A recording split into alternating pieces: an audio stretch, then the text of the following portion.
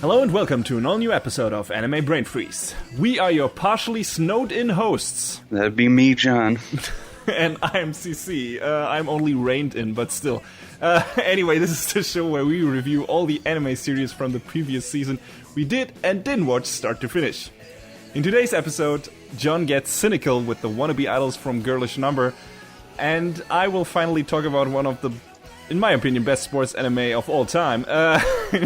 In recent history, anyway. Haikyuu. But before we get to our two reviews, there's something we quickly want to mention in regards to future podcast recordings. Because the next episode, 25, will be running 1 week late.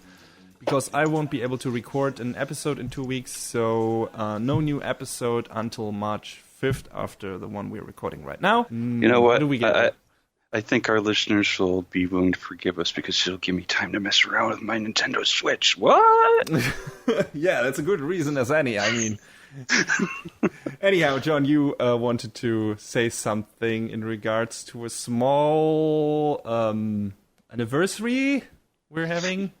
Yeah, we forgot to talk about it last time, but we've been doing this for a year now. Can you believe that? Yeah, it's crazy. Crazy. 1 year. Yeah, we started with fall season 2015 in January last year.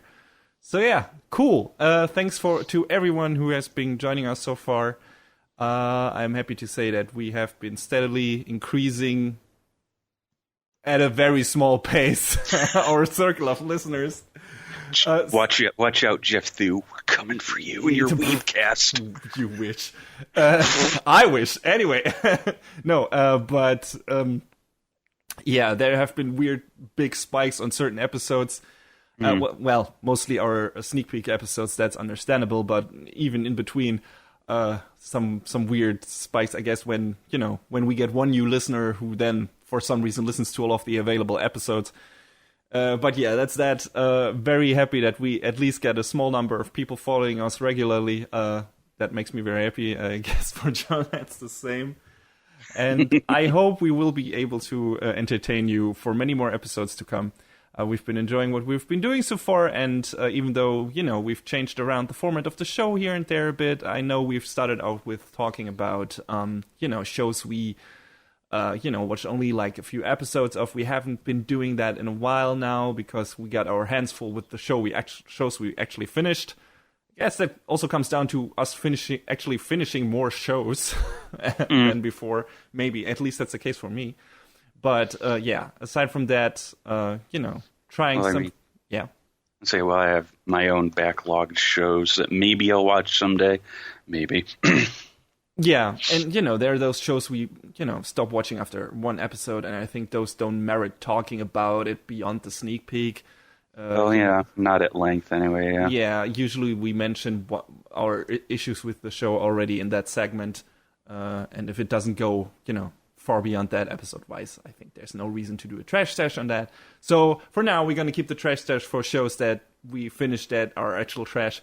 Or not, we see about that in I think 2 episodes, because that's a difficult beast, that show that's coming there, because I don't really think it deserves the trash stash, but for all intents and purposes it kind of belongs there. Anyway, that's enough a teaser. I think we've both had shows over the past few episodes where we're like, we don't feel like it belongs in the trash stash, but maybe it does. Yeah. There are shows that are tough calls. Yeah, that's true. Anyway, yeah, we have had fun doing this so far, and maybe, the show might still change here and there in certain parts. I don't know. We have been doing the news segment here and there when we had time for it, but, it's not a mandatory thing, as you've probably noticed too. Like, it happens when we feel like it. But it's not a bi-weekly occurrence, or, we don't do it for every episode, especially if we have like 3 reviews or the sneak peek, because there's enough to talk about and we don't want to record for 3 hours or something. Not unless we want to become the super best friend cast. Oh, yeah. I think the Weekcast is going 3 hours too, and a lot of other podcasts are listening to. I mean, that's cool, but usually those people are, there are more than 2 people talking for that amount of time, and about more than probably 1 or 2 or 3 shows. So anyway, yeah, that's it for our own news, basically. Tooting our own horn. Yeah, exactly. And thanks again for listening so far and watching on YouTube and whatever. Let's move into our actual reviews for this episode.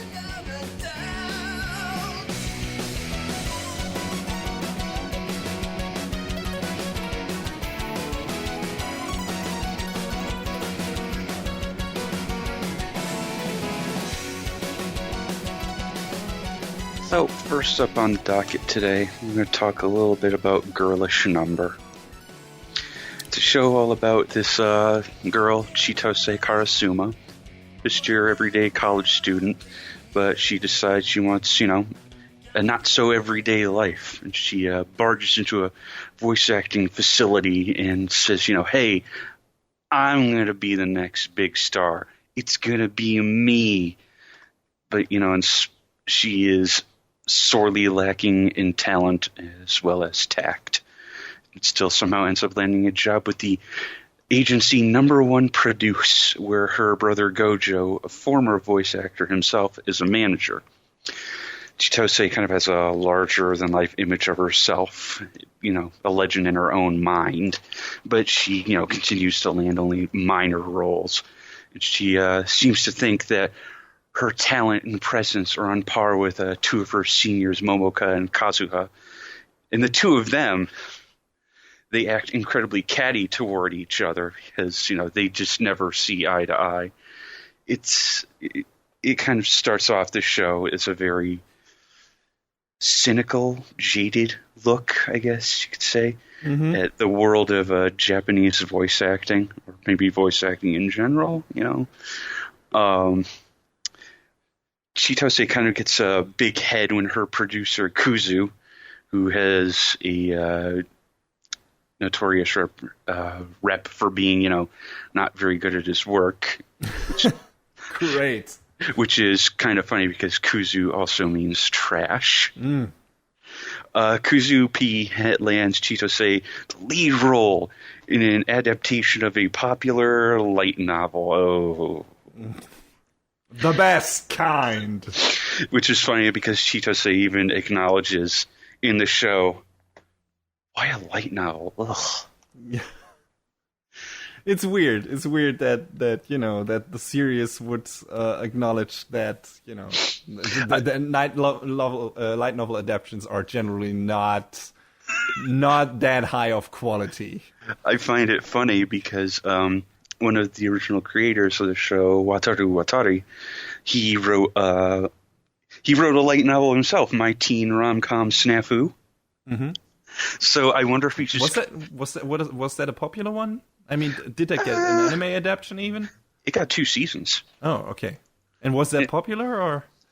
I'm not certain how popular it was. I mean, it was popular enough to get 2 seasons, but as far as light novel adaptations go, that one in particular, I feel like was one of the better written ones that I had seen in a long while. So, it's weird that he would, or maybe that's the exact reason why Girlish Number is so self-aware in that regard, because because of how oversaturated the market is with light novels. Yeah, and maybe because the writer has advanced, or evolved since then, and sees the flaws in his previous works. Yeah, so there you go. Maybe that's the reason, and I appreciate that. I think that's to have a more candid attitude towards the failings of a certain media, and the adaptions of it are pretty cool. And I don't know how common it is to to criticize those other forms of media when talking about the anime industry in an anime series itself. I don't know if Shirobako actually did it. That seemed like a more mild-mannered show in that regard. Yeah, it was. Shirobako was more of the ups and downs of doing the job. But it has had a much more positive attitude. At least that's what I got out of like the first 6 episodes or something I watched. Yeah, I mean, what was the main character in Shirobako? I believe her name is Aoi. You kind of see her getting run down a bit because, anime production is crazy, as many people know. So it puts the good before the bad, but it does have some of the bad in there just to show the business ain't all sunshine and roses. But yes, Chitose turns up her nose at this role at first because it's a light novel, but she does end up taking the job, and it's there that her lack of talent is really kind of bubbles to the surface because she's just reading the words off the page basically. Oh boy. So no acting skills whatsoever. None. Her lack of expression and emotion is hey, can we retake that? Can we retake that? You know what? Good. So, I don't know, does the series elaborate on why she was then even interested to, get into acting? I mean, was she just interested in the fame, or was it... Okay. She wants, her name up in lights. She wants to be super popular. She wants to be all these things, and it's if you don't have the acting chops, it ain't gonna happen, honey. Well, is she willing to put in some effort into actually, getting better, training, doing workshops and stuff like that? Yes and no. Because it's made apparent to her, she has the realization that, wow, I gotta get better, but it kind of starts off that she doesn't know how to get better. Okay, she has no understanding of what actually makes a good voice actor? Pretty much. Oh, boy. That's a shame. I mean, but that also could be very funny if made into a good running gag. If somebody explained to her, you have to do that and that, and she just totally doesn't get it. Does that happen in the show? A little bit. Okay. But, I mean, obviously she's faced with, making choices about her choice of career, her attitude toward it, because, she's very self-important. And a lot of the friendships that she's trying to make along the way. Because, if you act like you got a big head and you can't back it up, well, But is there an actual development, or does the show, basically show her failing over and over again and, not learning much from it and making fun of that, or... There's a lot more failing than there is learning life lessons. The other characters, I feel have interesting backgrounds, and they kind of come to terms with each other, and they get along more or less. But Chitose's arc is kind of not really there, because it feels like she doesn't do much to try and change herself in spite of seeing the writing on the wall. So she's more trying to worm her way through it, or? Yeah, I mean, towards the end, I kind of towards in the absolute 11th hour, I kind of feel like she sees that, but it doesn't feel like there's enough done along the way that it's tough. It's a very rough arc for her that I feel it doesn't really fully pan out the way it should. But that might also be a commentary that is very real.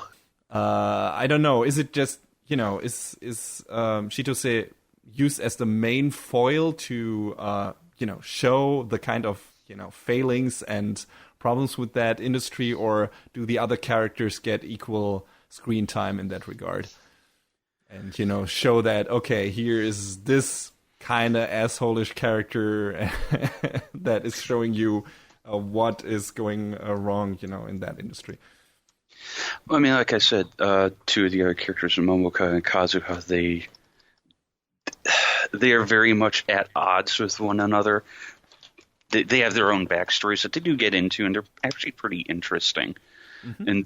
And like I said, they kind of end up gaining an understanding of each other. But yeah, Chitose is they paint her as the main character because she wants to be a star, baby. Yeah, well, she's supposed to be, I guess, the mirror for actual people, who want to get into that business for maybe the wrong reasons, and to show that it's not all lollipops and rainbows, and if you go in with the wrong attitude, that's what might happen to you. She does kind of gain something of a small following. And, she's so proud that, this character album that they recorded and sold, like, I think it was sold like, we sold 10,000 copies. And it's like, I mean, if that's your idea of doing well, all right, okay. Well, baby steps, I guess. I mean, if she did, I guess it goes to her head? Very quickly. Okay. Very quick. Actually, I shouldn't say very quickly. I should say instantly. Okay, all right. And I assume there's payback for that waiting around at the next corner when she, fails at her next task or something. All right. But yeah, like, what is the course of the series? Like, do we just get a lot of small venues where she's, working on a project, or is it just this one big arc of her trying to, step into a role in this light novel adaptation, and that's just that, and trying to become friends with her core actresses, or? Well, it starts off with that, and then, they have, like you said, venues where, they go out and they have these big, public shows where they talk about whatever, and, they sing and whatnot. And then, shockingly, and here's the thing about the shows that they're doing the voice acting for. The production on it is terrible. Like, not just the voice acting, but on the animation side in the studio, too. Like, it looks like shit. And they make a point to say, Kuzu says, what does it matter if the show looks like crap? So long as we have a beautiful PV, and it's like, that's not how it works. Oh, it feels so accurate. Is it a Studio Dean show? I should have written down the name of the studio because I don't remember it now, but it was like, it obviously, in, the universe of the show, they purposely made it look bad to increase the effect. Yes, because of course. The show itself, which is animated by Dio Media, the animation of the show itself looks really good. So, but yeah, this show that's something like Millennium Princess something or another. Light novel names, man. It looks bad. It's not very well produced, and then somehow it gets a second season. Well, probably because the merchandise sold so well or something. I mean, yeah, that's how a lot of anime makes its money, or at least the IP, I assume. And then when the cast is called back in to start recording for the second season, the focus of the main character has shifted to someone else. Oh, damn. So Chitose no longer has, has a lead role, but not the lead role. And it's some other up-and-coming new voice actress. So it's like... You're already old news. You realize you fucked up. Yeah.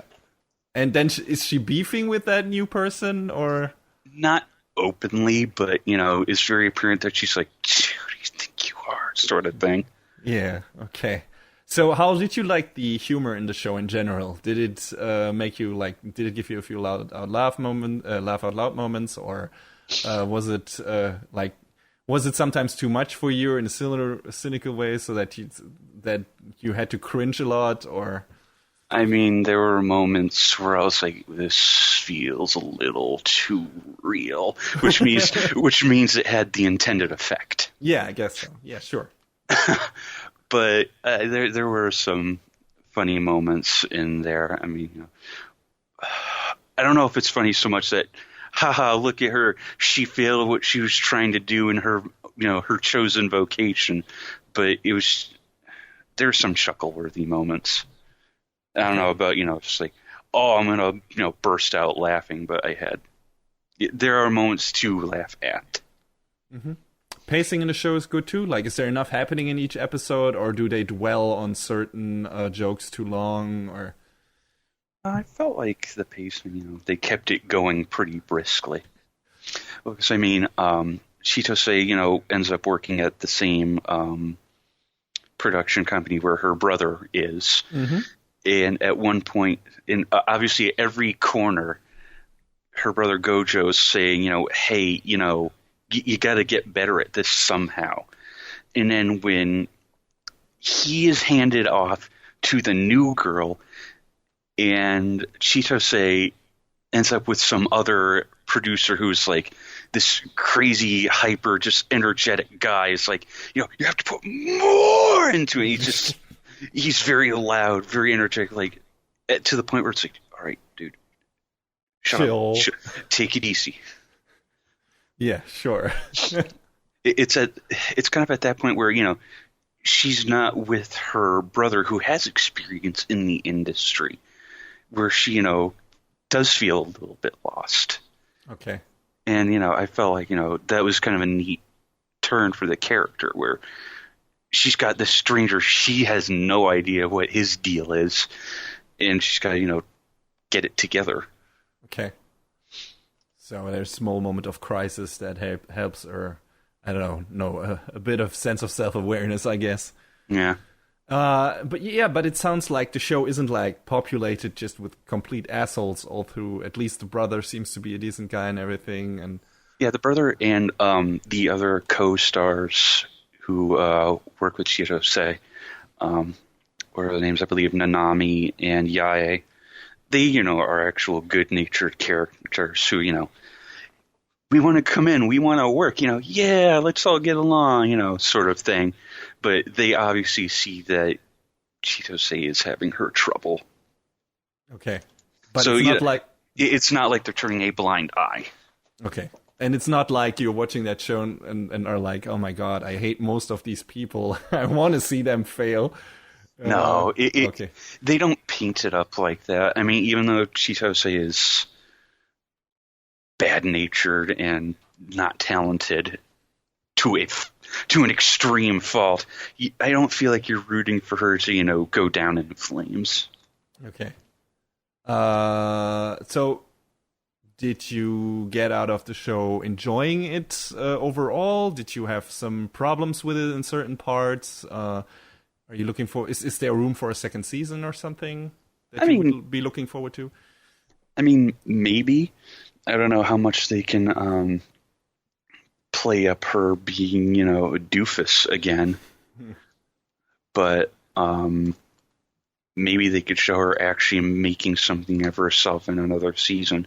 As far as I recall, this show was an original anime. It wouldn't have any previous work backing it up. So who knows? Maybe they could do more with it. Okay. You watched all of Shirobako, right? Mm-hmm.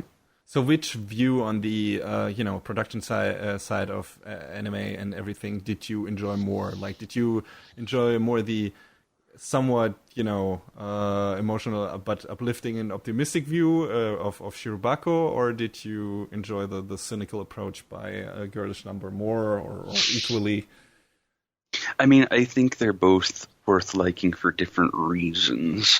Because, again, like you said, Shirobako is like, it's something you watch and you feel good. Girlish Number is just something you watch and you're not really sure about the state of the world. Okay. So it feels like those two shows are, kind of, playing in the same ballpark, but are geared to a bit, kind of different viewer. It sounds like Girlish Number is more the show for me because I started watching Shirobako, and though it was kind of interesting, it just felt a bit too... I don't want to say flaccid. That sounds too negative or shallow or anything. That wasn't it. It just felt like maybe a bit too unrealistic in certain parts, too hopeful. It's like it can't go. I don't know. Maybe I didn't get far enough into the series, but it felt like, okay, if we believe, we can do this. And I feel like, and we're all good people who want this to succeed, even though, we maybe we can't. And Girlish Number felt much more like, okay, there's some some general stupid and asshole-ish people in this industry who don't know what they're doing, and that was like, okay, that kind of feels more realistic, even though it's more cynical, and maybe Girlish Number is more the show for me then. I don't know. I only watched the first episode, but I'm willing to take another look at it. I don't know. If it stays like that till the end, and it sounds like it does, that might be more interesting to me. But yeah, anyway, who would you recommend the show for? Just, in general. It's tough to say, if you like Shirobako, just because, this has it's a different side of the coin with, in terms of writing and the character interactions and attitudes. But just because of the theme itself, you would maybe say, if you like Shirobako, check this out, just because it's just showing a different side of what Shirobako showed you before? Yeah, pretty much. Okay. And is it also an interesting detailed look into the anime production that some people might find interesting? Like, is the production process as detailedly described as it was in Shirobako? Because they took a lot of pains in showing you the different phases of the anime production. I don't know if Girlish Number does that, or if it just focuses on the voice acting part and on the failings of its main characters in that department. I mean, the interesting parts are when they show them in the booth, and they're not just reading the script; they show them watching the different cuts so that they have it all lined up and in time with how it's supposed to be. So that was interesting. I thought, but I think Shirobako might have done a slight little bit of that too, not as much though. So. But overall, you would say that it's an enjoyable show that you would recommend if someone is interested in that kind of story or setting. Yes, I mean it's a sort of different angle on anime production. Because again, they sort of talk about the animation side and show the voice acting side, whereas Shirobako does the opposite sort of thing. So I feel like, it's a change of perspective that tells, a different story. Okay. Also a change of tone I appreciate. So there you go, people. If you're interested in that kind of story and can deal with a bit of cynicism. A bit? A big deal of cynicism. The characters openly remark, man, this industry is messed up constantly. And I can't add anything more to that, so let's head over to the next review.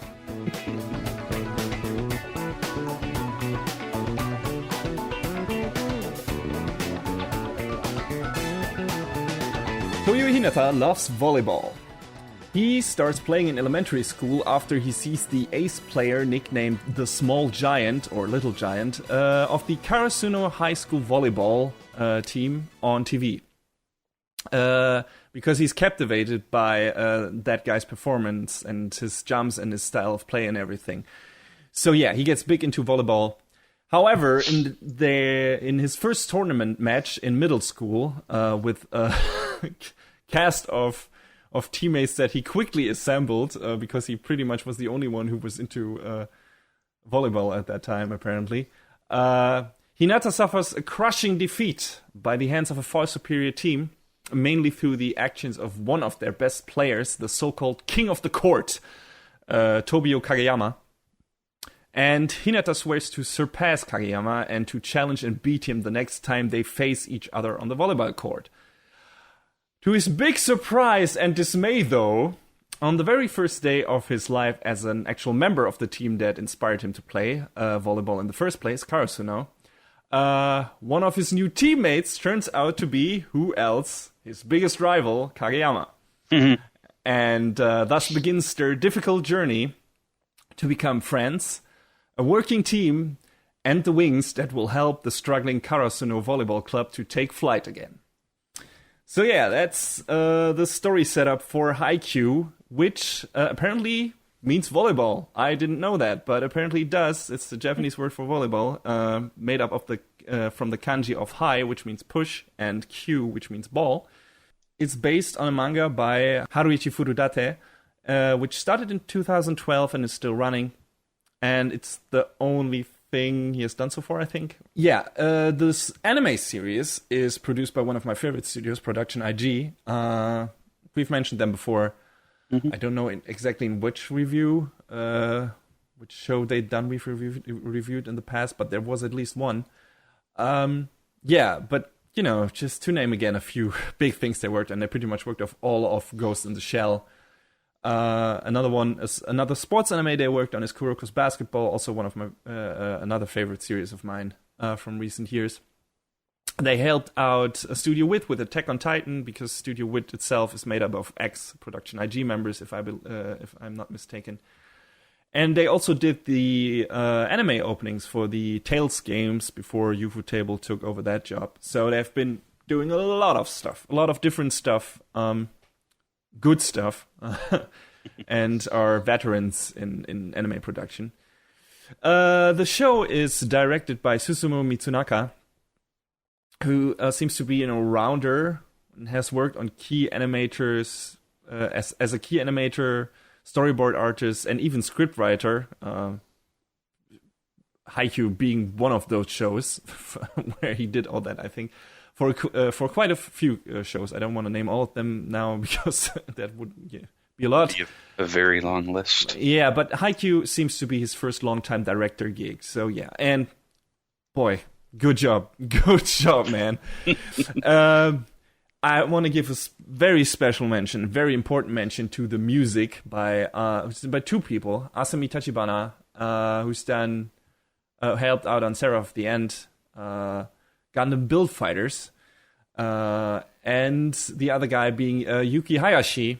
Yeah! Also worked on Gundam Build Fighters, Death Parade, and My Hero Academia. At least for the last two, I can say exceptionally good soundtracks. And I think you are in love with the soundtrack for Gundam Build Fighters, a show I haven't watched, so... Yeah, he also did the music for Classroom Crisis, which is another great show. So, yeah, there you go. One of My Hero Academia, just in terms of, how it works in conjunction with what is actually shown on screen. One of my favorite anime soundtracks. It's uplifting, it's full of power and energy, and manages to elevate every dramatic scene to extreme heights, and especially the comeback moments of the heroes, when, clenching the fists and going forward and actually going against their opponent, rising up. Hayashi does such a great job at delivering the right kind of music for those scenes, and Haikyuu is probably an even better example for that than My Hero Academia. I don't know which is the better one of his soundtracks in that regard. It's got to be one of those two, but Haikyuu's music is fucking fantastic. It's amazing. I love it. The soundtrack always has the right kind of tune for the right moment. It can be funny, it can be uplifting, it can be, amid an atmosphere of despair. It's fantastic. So yeah, one of my favorite anime soundtracks, period. Definitely. And I'm looking forward to more music from that guy. Anyway, of course I got into Haikyuu because I love sports anime. I've watched a lot of sports anime over the years. For different kind of sports that I don't follow in real life. Of course, I watch a lot of soccer anime because soccer is big over here in Germany. But I've also watched basketball stuff, volleyball stuff. Not that many volleyball shows, volleyball anime before. I think my only other one was Attack Number 1, which is an old ass series from the 70s about a girl volleyball team, which I enjoy when it ran on TV over here as Mila Superstar. When I was a kid, and yeah, I watched. I don't know if the entire show ran over here, but I think I watched all that aired on TV. Yeah, the only sports anime that I watched at length. I don't think I watched it all the way through, but any amount of, I should say. Yeah, it was Eye Shield 21. So yeah, I've watched that. I haven't watched a show yet that got into American football. Maybe I should check out Eye Shield 21. I know does take its liberties with the rules of the sport and everything. Yeah, just a bit.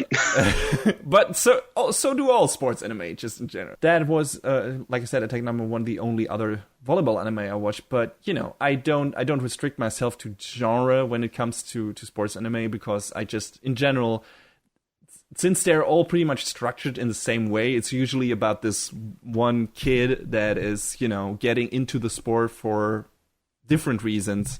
In Slam Dunk, it's because the main character is in love with the girl and, wants to impress her. And in Yowamuchi Paddle, it's because, I don't know, the main character wants to get people into the anime club. And the only way to get them into the anime, his anime club, which is his real passion, is to win a race on his bicycle, which he turns out to be very good at,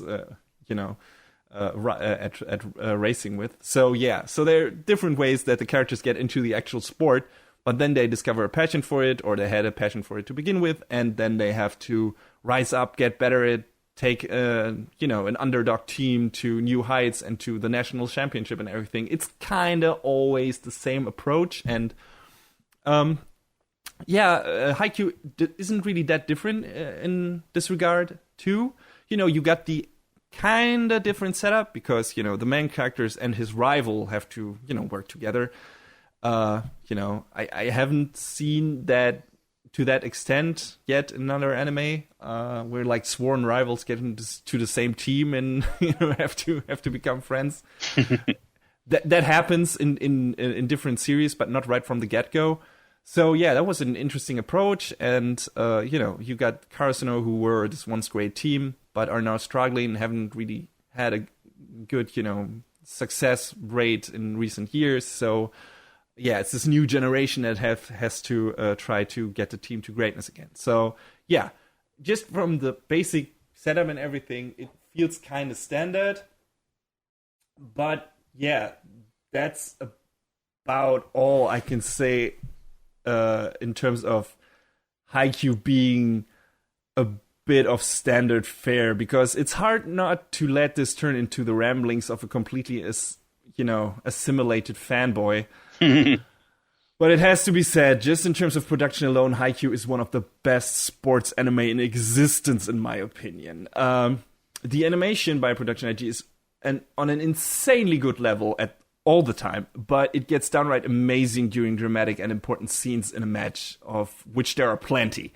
The character models are sharp, crisp, and colorful. There's so much care being put into the realistic movement patterns of the players.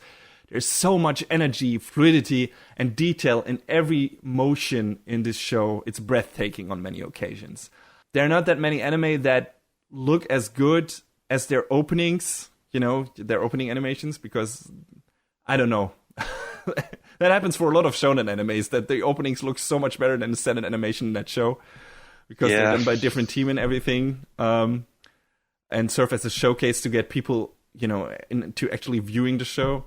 But Haikyuu goes there a lot of times in the matches, especially in its third season, which is one that just finished up and is arguably the best one. There are many showcase scenes during the matches in that show where so many gears have to work in conjunction to make the scene look good, and there's so much movement and there's so much energy and fluid motion. It's fantastic. It's just a joy to look at, and it's exciting and riveting, and I don't know, fantastic. It's just from the production side alone, music and animation and everything, that show is amazing. A really, really good job by Production IG. Like I summarized before, the story starts out with Hinata and Kageyama having to find a way to work together as a team, and then over the course of 3 seasons, we get a few single matches, a training camp arc, and 2 tournaments that culminate in the match against their, for now, biggest rival team. And the last match is basically the entirety of season 3, which only has 10 episodes, but still, you would think that's way too many episodes for a single match to keep the interest level high, right? But far from it. The match doesn't even start until the 2nd episode of the season, and Haikyuu is so good at building up tension for that encounter that you're already at the edge of your seat when the teams haven't even started trading blows yet. So, yeah, Jesus Christ, this it's just the pacing and the staging and the setup in a lot of those matches are so good and work so well. That just stood out to me on many occasions. And what's also great is that pretty much every member of the team gets their important shining moment where their personal development as a character and as a player contribute to the growth of the team's capabilities. I don't know, in sports anime, you always get like, okay, this is, I don't know, the strong silent type, and he is good at that part, and he's a good blocker, and he's a good attack guy and everything. And of course, you have that here. But there's also this kind of personal character development or personal hurdle that the people have to overcome.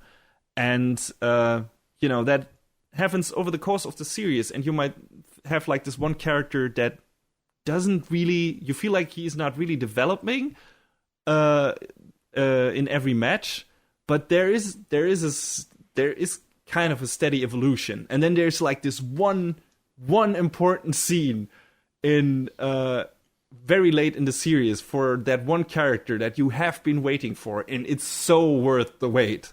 And it's such an amazing scene. So it's great. It's great how the build up in this show works and how much care and time was put into the character development when it comes, to becoming better players in this team. So yeah, I really like that. There are a lot of well-working dynamics put in the show to make the members of the opposing team interesting as well, and not just, what you get in a lot of fighting anime and, in fact, whatever kind of genre, that you maybe just have the shallow bad guys. I bet you could name a few shows, John, where you Oh, yeah. I think many of us could. Yeah, where you got just this monologue spouting evil dude who's just super powerful. You don't really get that here. Not all of the opponents are super well developed, but a lot of the important players get like background stories. They're still sympathetic. There can be some snarky assholes, but they're still understandable and still relatable and everything. So it all works. They all feel very human. And for example, one episode of the third season is focused pretty much entirely on the clashing ideologies of the two opposing coaches, which I haven't seen that much in sports anime.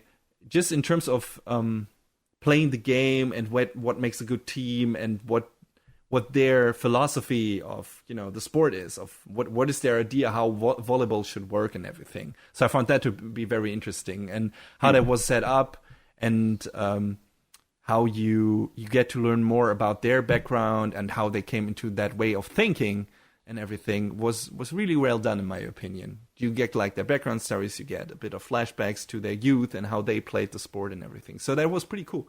I like that.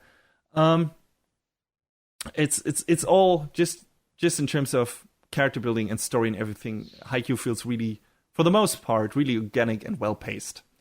Like I said, it also helps that pretty much all the main characters are super sympathetic. Like you're looking forward to spending 25 minutes of your time with them each episode. Like I think there wasn't a single character in the main roster that I was iffy on. There's one that's like maybe hard to love in the beginning because he's more like this silent, please don't bother me type. But yeah, still his exchange with his teammates is funny. So so it's like, yeah, okay, it's cool having him around just for the comments he dishes out and everything. So yeah, the comedic timing is in the show is also surprisingly great. Haikyuu had some genuine laugh out loud moments for me, which I didn't see coming at all. Like, yeah, just great comedic writing in certain parts. Doesn't feel forced or anything. I appreciated that too.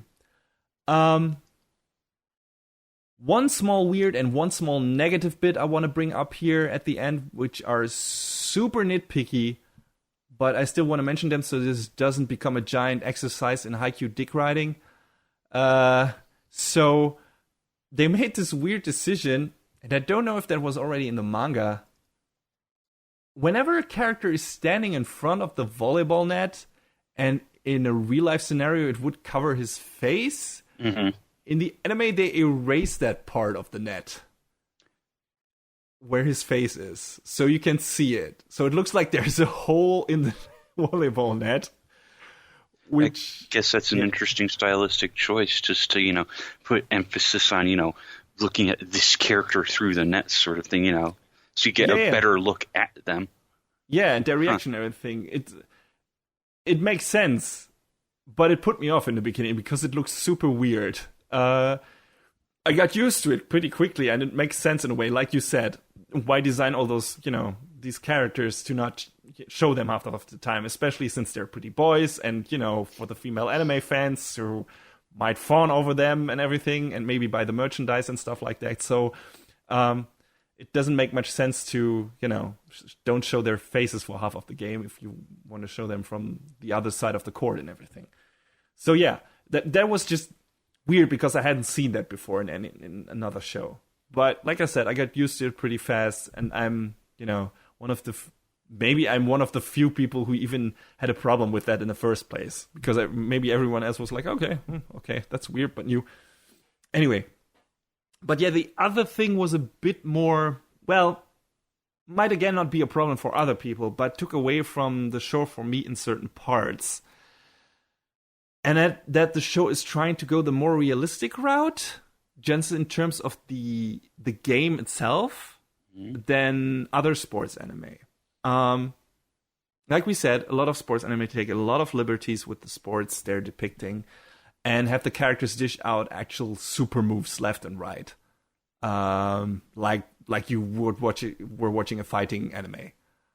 Hajime no Ippo does that because it's a boxing anime, and everyone has like their special super attack move that is based on an actual technique in real life, but is like pushed to ridiculous heights in terms of how it looks and everything, and what it actually accomplishes. Like, it's this one killing move of that certain character, basically. Kuroko's Basketball goes all out on that shit, which I loved. Even Attack Number 1, that old-ass show that I talked about earlier, did it back in the day, hitting the ball in a certain way so that it would move in a way that it could never in real life, split up visually into three different balls, move around like a hurricane or something, like a tornado and stuff like that. That shit that would not happen in real life. But yeah, or let the characters do some kind of weird sensory trick where they confuse the opponent or something with their movement, shit like that. That happens a lot in sports anime, and I just like that because, if I want to watch real sports, I watch real sports, and I watch sports anime in parts, not only for the character development and the actual story, but also for the ridiculous shit. And even though Haikyuu has a lot of over-the-top gameplays and staging and emotion, it doesn't really go for the super move thing. And what weighed even a lot heavier for me in that regard was that they are pacing the scoring in a match in a more realistic way, too. In a lot of sports anime, you get, just in terms of story, you get teams being totally dominated by a superior player, to create drama and everything. And then they recover and start to gain again on their opponent. And I like the drama and the momentum of that. Again, the underdog story. Pushed down by a stronger team, then finding their heart and everything, the hearts of the card. And rising up and beating their opponent, with superior will and everything. But even though Haikyuu often shows you scenes where characters totally annihilate the other players on the court, when you look at the scoreboard the next time, and they're only like 1 or 2 points apart, and you're like, wait, huh? When did the other team score? They were getting killed out there. What happened? What didn't I see here? So yeah, that was kind of ridiculous. So either you get that, or it's a constant back and forth of one player coming out super strong, everyone being shocked, but then Karasuno, for example, is immediately retaliating with one of their strong plays. So you never get like this weird, this giant gap of power, of performance and everything that has to be overcome, and this giant hurdle that has to be overcome. That might be closer to an actual game, because that real sports don't work like they do in anime. They're probably the scoring is closer, at least in that sport and in basketball, I think too. But and Kuroko did that stuff too. But in my opinion, it takes kind of away the despair of the main characters being totally outgunned in certain parts of the show, and then getting the payoff after finding their inner strength and rising up to the challenge. And since I like that a lot, just those moments in sports anime, it didn't always feel, I don't know, convincing in certain parts in this show. I think this is the most noticeable in its third season, because there's one member of the opposing team who is established as this super powerful genius player, like this dominating force just in terms of body height, in terms of power and everything, and technique. And they sure show him kicking major ass, but then again, that's not reflected in the score or the general situation of the match, because they're only, like, again, 1 or 2 points apart. And so there was always a bit of a disconnect there for me. And maybe, again, other people didn't notice this, and it was like, okay, this way it's more exciting because they're closer to each other, and there's always the chance that Karasuno might turn the game around with the next play. Maybe for some people that was more exciting, but every time they had to, like, oh god, he's so powerful, what am I gonna do? It was like, yeah, but you're only 1 point behind. That's, I mean, no, don't worry. Play like you do. Maybe they'll make a mistake and then you win. No, but overwhelming power. Yeah. It never felt that desperate in that regard, and I had to kind of zone it out a bit, like, ignore it a bit, and like, okay, yeah, they're very close to each other, but just concentrate on how it feels and how it's depicted on the court itself, so that it makes more sense to me. So I don't know exactly why they did it, if that was for, if they thought that would make it more exciting if they were closer together, or because they wanted to make it more realistic. I assume the latter. But anyway, that just was like this small thing that stood out to me, that already stood out to me in Kuroko, because you have like this weird disconnect there. Nevertheless, these very small gripes aside, Haikyuu is so fucking good in all of its other departments, and delivers such a great quality overall that I barely noticed the problems most of the time. Or, like I said, was able to ignore them. I loved every second of that show, from beginning to end. Like I said, the third season is probably the best, closely followed by the first. The second is not far behind, but they spent quite a few episodes in the training camp, and, that can never be as exciting as the actual tournament matches. So, yeah. Still a great season overall, in my opinion, but, the other ones are better.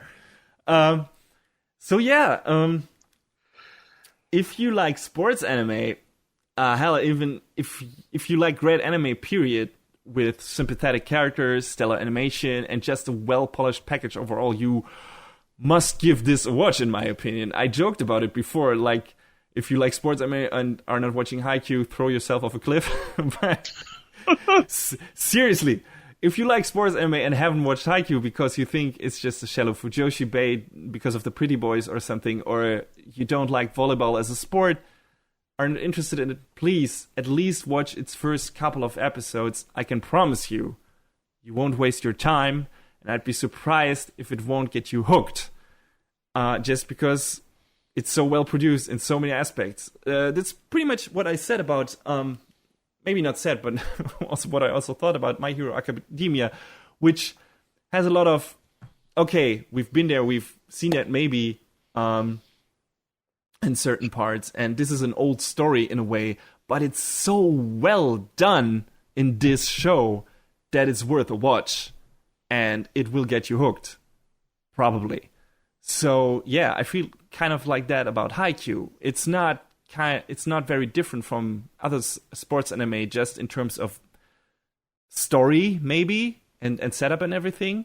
But the way it's done and performed and crafted is so good overall, and so, I don't know, so perfectly done that, I don't know, it just shines in pretty much every aspect. So yeah, I loved it. And for those of you who've already watched it, I say definitely check out Jeff Thew's series of analysis videos on Haikyuu's openings and why they do such a good job of introducing you to the show and getting you hyped for it. I really enjoyed those videos because, yeah, I totally agree. and those openings are some of my favorite.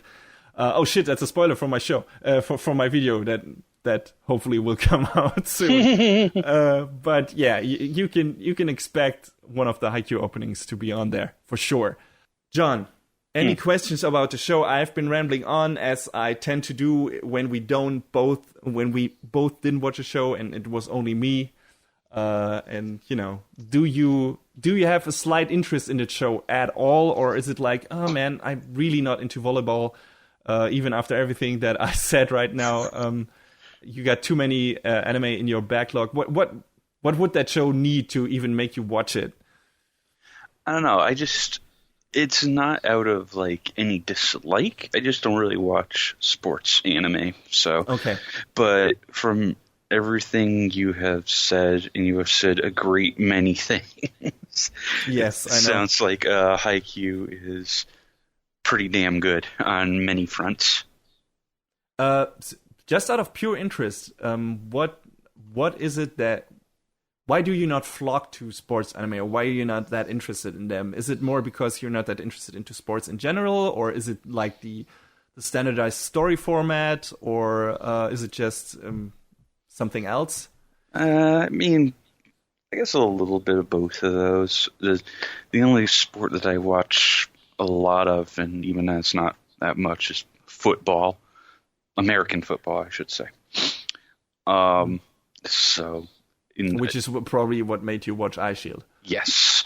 And outside of iShield, I can't, off the top of my head, think of any other representation of it. Then again, you could say the same with volleyball and Haikyuu, I'm sure. Yeah.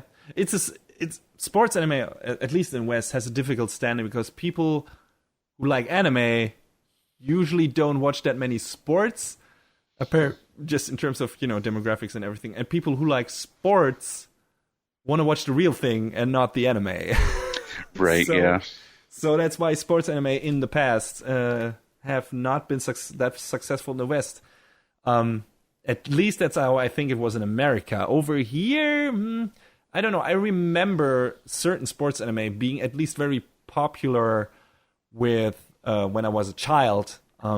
Soccer anime, to be exact, in general. Like a lot of people that I know from school watched when there was a sports anime about soccer on TV. A lot of them watched that. So maybe that's a bit different over here. I don't know. Or that changes once you get to a certain age demographic. But still, yeah, I always was interested in that specific brand of anime just because of how the stories are usually structured. But yeah, I can understand why, if you're not interested in a sport, you wouldn't be interested in the show itself.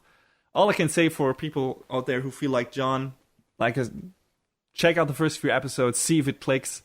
I'm pretty sure it could, even if you're not that into the sport, just because of the characters, just because of the production itself. But can't happen if it doesn't. All I can do here is monologue about it at length and tell you all its positives, and which there are many of in my opinion. But I've done enough of that, so I'm gonna wrap up with saying I'm super happy that the manga is still running, and I can't wait for the next season of Haikyuu. I can't imagine we will be getting anything better than we already got, but something on the same level of quality would already be more than enough for me. Definitely one of my favorite series in recent years, and maybe it will become one of yours as well if you give it a chance. Go check it out right now.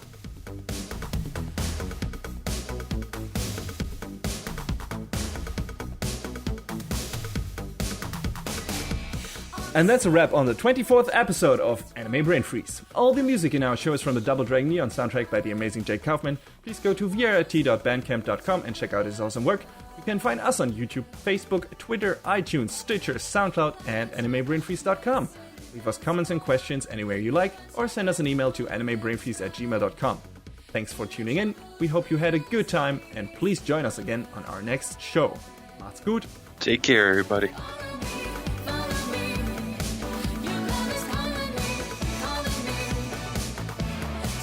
Next time on Anime Brain Freeze. Ice figure skating and a heartwarming romance turn into a breakout hit.